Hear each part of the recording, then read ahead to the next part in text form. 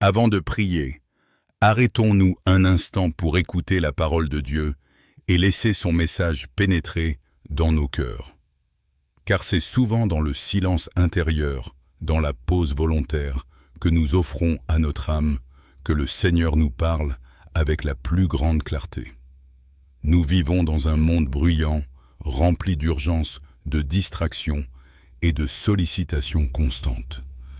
Mais dans ce tumulte, Dieu nous invite à un espace sacré de repos et d'attention, comme un père qui appelle doucement ses enfants à venir s'asseoir près de lui. Aujourd'hui, nous allons réfléchir à la puissance de la prière et au rôle essentiel qu'elle joue dans notre vie moderne. Peut-être certains se demandent pourquoi prier encore alors que nous vivons dans une société saturée de technologies, d'outils rapides, d'explications scientifiques à presque tout. Justement, c'est parce que nous vivons dans un monde où tout semble calculable, mesurable et contrôlable que la prière reste plus que jamais indispensable. Elle est ce souffle vital qui nous rappelle que nous ne sommes pas seulement chair et os, mais aussi esprit et âme.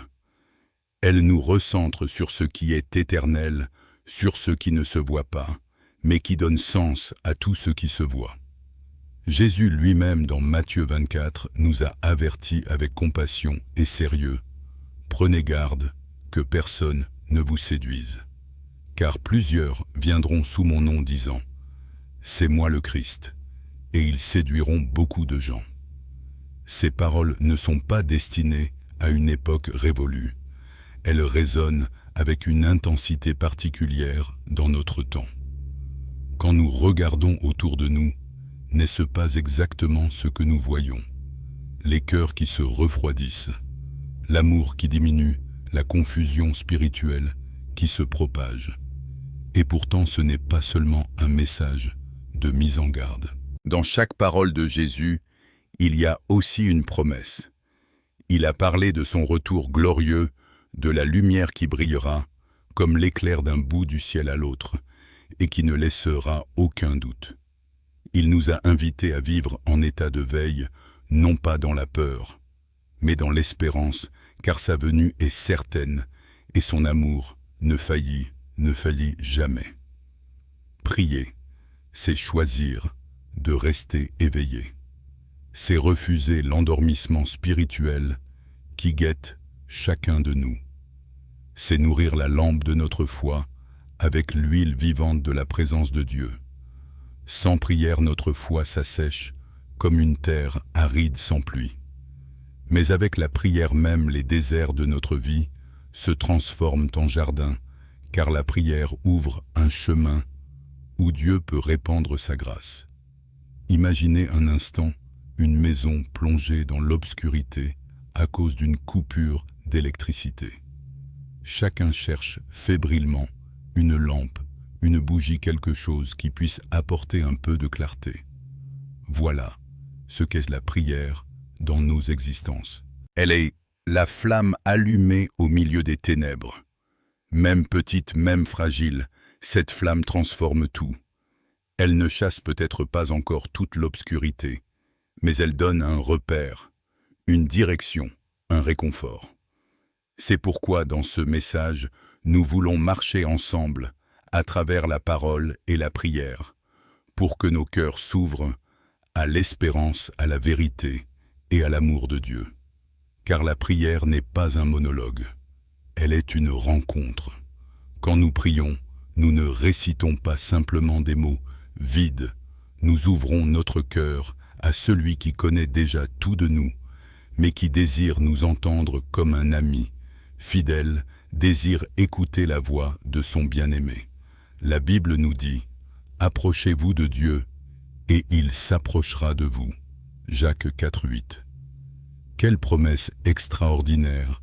Dieu ne se tient pas loin, dans un ciel inatteignable froid ou indifférent.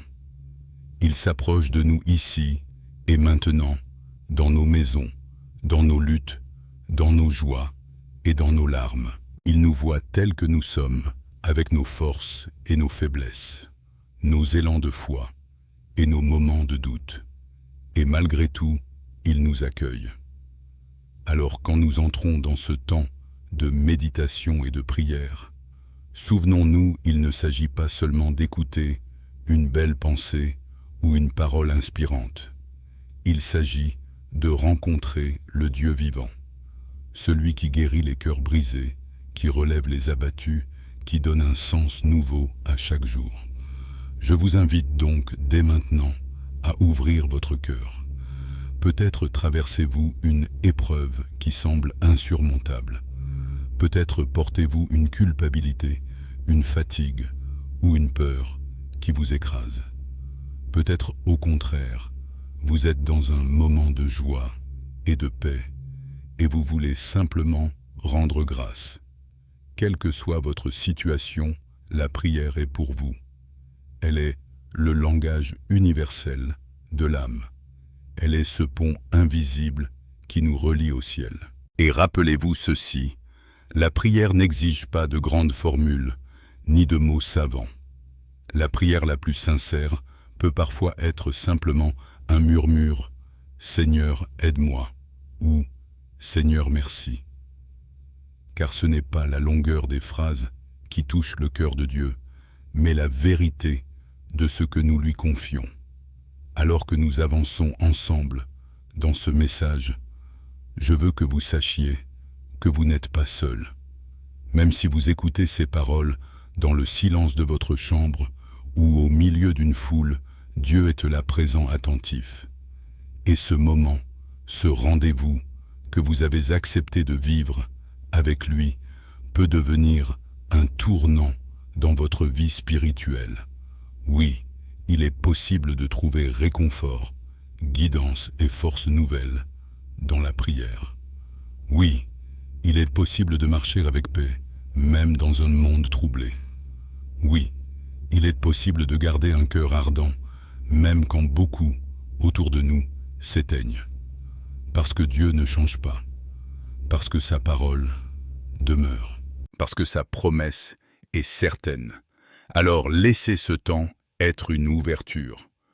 Ouvrez vos mains, ouvrez vos pensées, ouvrez vos cœurs.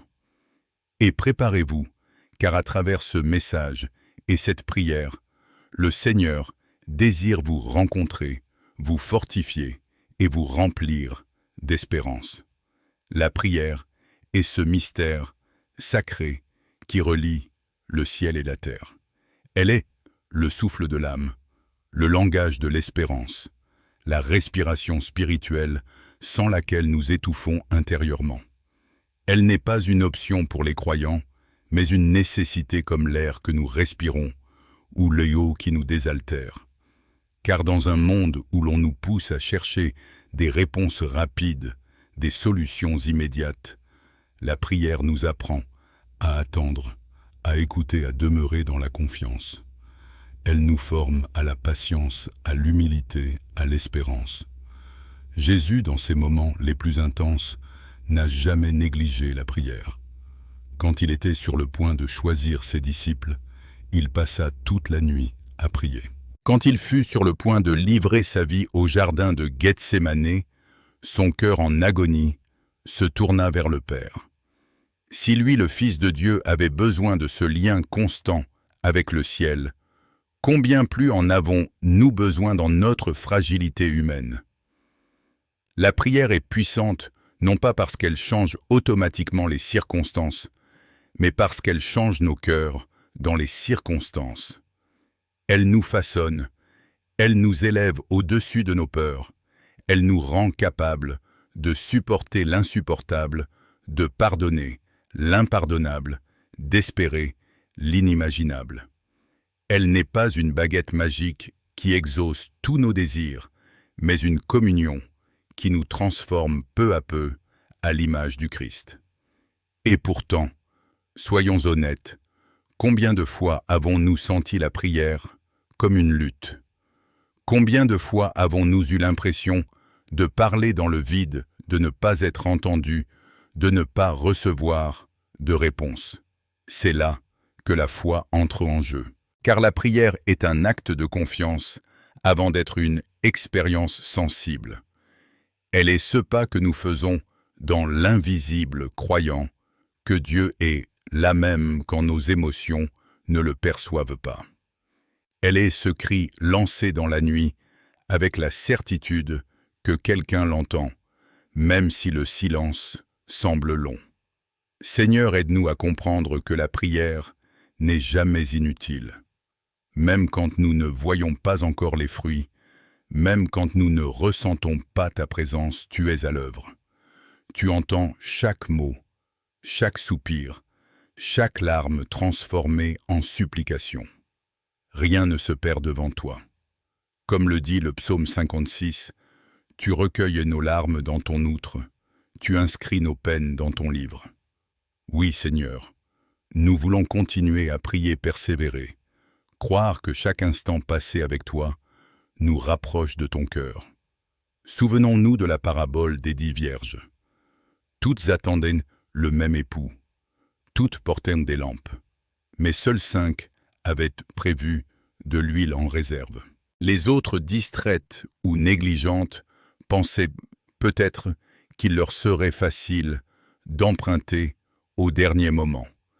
Mais il était trop tard. Quelle leçon pour nous aujourd'hui? La prière est cette huile précieuse. Elle ne peut être empruntée à personne. Personne ne peut prier à notre place avec la profondeur que Dieu attend de nous. La foi des autres peut nous inspirer, mais elle ne peut pas nourrir notre propre lampe. Chacun doit entretenir sa flamme intérieure. Et toi qui écoutes ces paroles, peut-être réalises-tu que ta lampe est faible, que la flamme menace de s'éteindre. Ne te décourage pas. C'est aujourd'hui le moment de remplir ton vase d'huile nouvelle. C'est aujourd'hui le moment de revenir à Dieu avec simplicité et vérité. Car il ne rejette jamais celui qui revient à lui. Même si ton cœur est fatigué, même si tu as prié sans voir de réponse, même si tu t'es éloigné, il est encore temps de raviver le feu. Seigneur Jésus, nous venons devant toi, tels que nous sommes. Nous reconnaissons que souvent, nous avons laissé nos lampes faiblir. Nous avons été distraits par le bruit du monde, séduits par des promesses éphémères, ralentis par la fatigue. Mais aujourd'hui, nous déposons tout cela à tes pieds. Donne-nous de l'huile nouvelle. Remplis nos lampes par ton esprit. Ravive en nous le désir de veiller, de prier, de marcher fidèlement avec toi. Ne permets pas que nous soyons trouvés endormis lorsque tu viendras. Réveille nos cœurs, Seigneur. Donne-nous la vigilance des sages et la passion des amoureux de ton royaume. Il est frappant de constater que dans la parabole, toutes s'endormirent, même les sages. Ce qui faisait la différence n'était pas l'absence de faiblesse, mais la préparation. Les sages avaient de l'huile même en dormant. Cela nous enseigne que Dieu ne nous demande pas d'être parfaits ou infaillibles. Il sait que nous avons nos limites, nos moments de faiblesse, nos instants de découragement. Ce qu'il nous demande, c'est de rester connectés, de garder nos cœurs approvisionnés, de nourrir notre relation avec lui jour après jour. Voilà pourquoi la prière est vitale. Mais la prière ne se limite pas à des moments formels, genoux pliés et mains jointes. Elle peut devenir une respiration continue. Un murmure dans le bus, un soupir dans la cuisine, une pensée en marchant, une gratitude au travail. Elle peut imprégner chaque instant de nos vies. Quand Paul dit « Priez sans cesse », 1 Thessaloniciens 5, 17, il ne nous impose pas un fardeau impossible, il nous invite à une communion constante. Frères et sœurs, voyez combien la prière peut être douce. Elle ne nous éloigne pas de nos responsabilités, mais elle les éclaire. Elle ne nous rend pas étrangers au monde, mais elle nous apprend à y marcher avec discernement et paix. Elle fait de nous des hommes et des femmes debout, enracinés, dans l'amour, porteurs de lumière, au milieu de l'obscurité. Et peut-être que vous vous dites « Je ne sais pas prier. Mes mots sont maladroits. Mes pensées se dispersent. » N'ayez pas peur. Jésus a dit « Quand vous priez, ne multipliez pas de vaines paroles comme les païens. Votre Père sait de quoi vous avez besoin avant que vous le lui demandiez. » Matthieu 6, 7, 8. Il ne cherche pas des mots parfaits. Il cherche un cœur sincère. La prière la plus courte, dite avec foi, vaut plus qu'un long discours vide. Alors ce soir, dans ce moment que nous partageons, je veux prier avec vous et pour vous. Seigneur, écoute la voix de ton peuple. Écoute celui qui se sent perdu et qui appelle ton nom. Écoute celle qui pleure en silence et qui espère encore un signe de ta bonté. Écoute le jeune qui cherche une direction, l'adulte fatigué qui se sent au bout de ses forces, l'aîné qui craint l'avenir. Seigneur, viens à leur rencontre. Mets dans leur cœur une paix profonde, celle que le monde ne peut donner. Mette dans leurs esprits une lumière pour qu'ils sachent que tu n'abandonnes jamais tes enfants. Et mets dans leurs âmes une espérance nouvelle, comme une semence prête à fleurir, même dans les terres arides. Oui, Seigneur, aide-nous à prier avec persévérance. Quand nos yeux ne voient rien, que notre bouche continue à te bénir. Quand nos mains sont vides, que notre cœur reste ouvert. Quand nos pas sont lourds, que ta force nous relève. Fais de nous un peuple qui ne se décourage pas, un peuple qui attend son époux avec joie, un peuple dont les lampes brillent, même dans la nuit la plus sombre. La prière nous élève, mais elle nous enracine aussi. Elle ne nous coupe pas de la réalité, elle nous y plonge avec des yeux nouveaux. Elle nous rend capables d'aimer plus fort, de pardonner plus vite, de servir plus humblement. Elle est ce feu intérieur qui ne se voit pas toujours à l'extérieur, mais qui réchauffe tout autour de nous. Quand vous priez, ne croyez pas que rien ne se passe. Même si vous ne voyez pas encore, même si vous ne comprenez pas, le ciel est en mouvement. Alors persévérez, levez vos yeux, remplissez vos lampes, ne laissez pas ce monde voler votre espérance. Car celui qui a promis est fidèle, et il reviendra. Et quand il reviendra heureux, celui qui sera trouvé prêt heureux, celui dont la flamme brûlera encore heureux, celui qui aura persévéré dans la prière. Alors que nous arrivons à la fin de ce message, prenons un instant pour recueillir dans nos cœurs l'essentiel de ce que nous avons médité ensemble. Tout au long de cette réflexion, une vérité est revenue sans cesse. La prière est vitale. Elle est l'huile de nos lampes, la force de nos âmes, la respiration qui nous maintient éveillés dans un monde où tant de cœurs s'assoupissent. Elle est le fil invisible qui nous relie à Dieu, ce fil qui ne rompt jamais, même quand nous sommes fatigués, découragés ou inconstants. La parabole des 10 vierges nous a montré qu'il y a 2 manières de vivre la foi avec sagesse ou avec négligence. Les sages ne sont pas parfaits, mais ils sont prêts. Ils nourrissent leur flamme jour après jour. Ils veillent. Ils restent attentifs à la voix de l'époux. Les insensés, eux, remettent toujours à demain, croyant qu'ils auront encore le temps, qu'ils pourront emprunter la foi des autres, qu'ils pourront se préparer à la dernière minute. Mais Jésus nous a montré que ce n'est pas ainsi que fonctionne la vie spirituelle. Chacun doit entretenir son propre vase d'huile.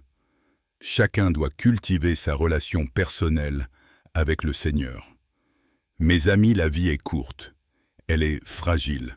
Nous ne savons pas ce que demain apportera. Mais nous savons une chose aujourd'hui, nous avons la possibilité de choisir.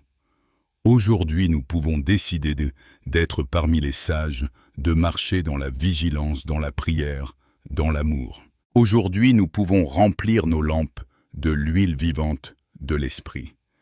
Alors que pouvons-nous retenir concrètement pour nos vies de tous les jours? D'abord que la prière doit être simple et constante. Ne cherchez pas des formules compliquées. Commencez par un mot, un soupir, un merci. Faites de chaque moment de votre vie une occasion de lever vos yeux vers Dieu. Au réveil, dites-lui « Seigneur, merci pour ce nouveau jour ». Dans vos moments de doute, murmurez « Seigneur, guide-moi ». Dans vos moments de joie, rendez grâce. « Seigneur, tout vient de toi ». C'est ainsi pas à pas que vous transformerez votre quotidien en un dialogue continu avec celui qui vous aime. Ensuite, souvenez-vous que la prière vous transforme. Parfois, elle ne change pas vos circonstances, mais elle change votre manière de les vivre. Elle vous donne la force de traverser les tempêtes, la patience de supporter les délais, la douceur de pardonner, le courage de persévérer. Elle fait de vous un témoin silencieux, mais puissant, de la grâce de Dieu. Apprenez aussi à nourrir votre foi par la parole de Dieu. La prière et la parole vont ensemble comme le souffle et le cœur. Quand vous lisez la Bible, ce n'est pas seulement un livre ancien que vous consultez, c'est une voix vivante qui vous parle. Chaque verset peut devenir une prière. Chaque promesse peut devenir une force. Chaque avertissement peut devenir une lumière. Alors ouvrez vos Bibles, laissez ces mots pénétrer vos esprits et vos âmes et transformez-les en dialogue avec Dieu. Un autre conseil, ne marchez pas seul. La foi est personnelle, mais elle est aussi communautaire. Entourez-vous de frères et sœurs qui vous encourageront, qui prieront avec vous, qui partageront vos joies et porteront vos fardeaux. Comme le dit l'Ecclésiaste, « 2 valent mieux qu'un quart. S'il tombe, l'un relève son compagnon. » Cherchez cette communion qui vous rappellera que vous n'êtes pas seul dans votre cheminement. Et surtout, n'ayez pas peur de vos faiblesses. Dieu ne vous demande pas d'être parfait avant de venir à lui. Il veut votre cœur tel qu'il est, avec ses blessures, ses doutes, ses luttes. Ce sont précisément ces endroits fragiles de votre vie qu'il veut toucher et transformer. Alors ne cachez rien dans vos prières. Soyez vrais. Confiez-lui vos peurs, vos péchés, vos désirs les plus profonds. Il est fidèle et juste pour vous pardonner, pour vous restaurer, pour vous guider pas à pas. Enfin, vivez chaque jour comme si c'était une préparation à la rencontre de l'époux. Non pas dans l'angoisse, mais dans la joie de celui qui attend une promesse certaine. Jésus reviendra. C'est une certitude. Et quand il reviendra, il ne cherchera pas des réussites terrestres, mais des cœurs fidèles. Des cœurs qui auront persévéré même dans les ténèbres. Des cœurs qui auront gardé leur lampe allumée, même quand d'autres se seront endormis. Alors, chers amis, soyez vigilants. Mais ne confondez pas vigilance et peur. La vigilance chrétienne est joyeuse. Elle est nourrie d'espérance. Elle est une attente active, remplie d'amour et de service. Car préparer nos lampes, ce n'est pas seulement prier pour nous-mêmes, c'est aussi aimer les autres, pardonner, tendre la main, semer des graines d'espérance autour de nous. Voilà le signe que notre flamme est réelle. Elle éclaire non seulement notre vie, mais aussi celle de ceux qui nous entourent. Avant de conclure, laissons une dernière prière monter de nos cœurs. Seigneur, merci pour ce temps que nous avons partagé dans ta présence. Merci pour ta parole qui éclaire nos vies et pour la prière qui nous rapproche de toi. Donne-nous de vivre avec un cœur éveillé, une lampe remplie, une foi vivante. Aide-nous à ne pas céder à la fatigue spirituelle, mais à rester ferme dans l'espérance. Que nos vies soient des témoignages de ton amour, que nos gestes parlent autant que nos paroles, et que notre lumière brille dans ce monde. Seigneur, garde-nous jusqu'à la fin, pour que nous soyons trouvés fidèles lorsque tu reviendras. Au nom de Jésus-Christ, nous t'avons prié. Amen. Chers amis, repartez de ce moment avec une conviction profonde. Vous n'êtes pas seuls. Dieu marche avec vous. Sa grâce vous accompagne. Sa lumière vous éclaire. Sa force vous soutient. Et sa promesse est certaine, il viendra, et ce sera glorieux. Alors vivez avec paix, avec confiance, avec la joie de ceux qui savent qu'ils appartiennent à un roi éternel. Que vos lampes brillent, que vos cœurs restent éveillés, et que vos vies soient des chants vivants de foi et d'espérance.